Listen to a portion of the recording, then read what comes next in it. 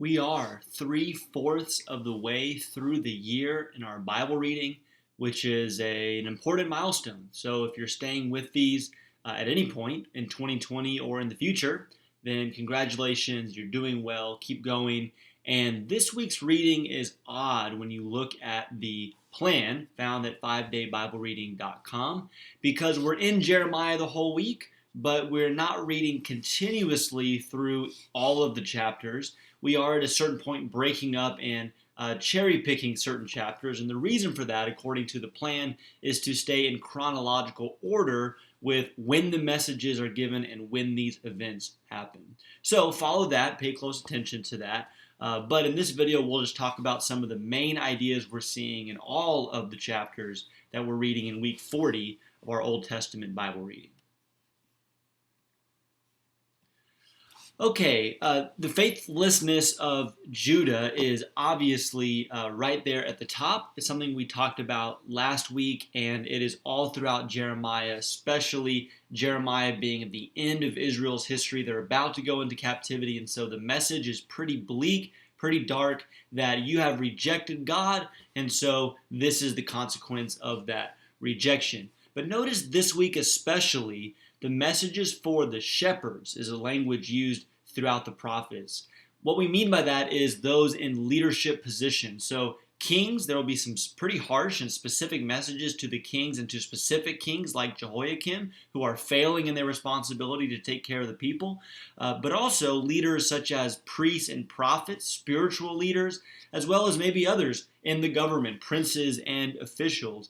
But Jeremiah is very hard on those people because it's their poor leadership that has played a huge role in leading the people astray and causing this consequence that is coming upon them at the hand of the Babylonians.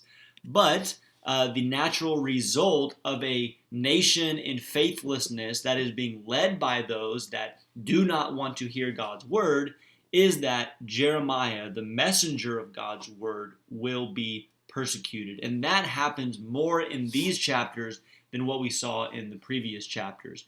Notice all the stories that have to do with Jeremiah being cast out of society or put on trial and almost executed, or rejected, his message being torn up with the scroll and burned in the fire by Jehoiakim.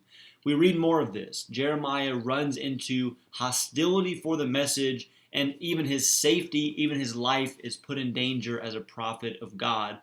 And so, again, going from that, we read more sections in this week's reading about Jeremiah voicing his complaint, lifting up his cry to God and saying, God, I am doing everything you asked me to do, and this is just awful.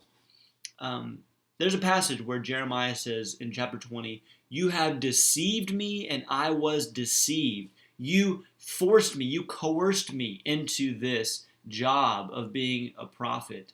It's pretty strong language. It reminds us some of this of the book of Job and the complaints that Job raises about why is this happening to me? I've done nothing wrong. Jeremiah says, I'm just trying to speak your word and my own brothers are turning against me, my own people. And so Jeremiah is mourning over this, the difficulty of preaching this message.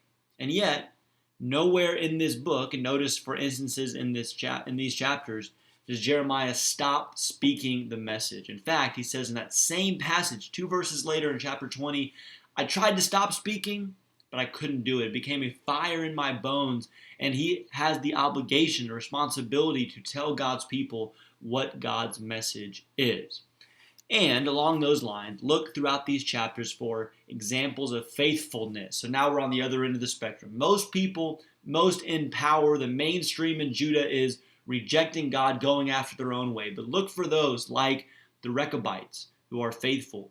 Look for those like Baruch, Jeremiah's sidekick, that are faithful. Those like Ahikam, the son of Shaphan, who helps Jeremiah get out of trouble. And those like the officials in chapter 36 that are sympathetic to the message of Baruch and Jeremiah.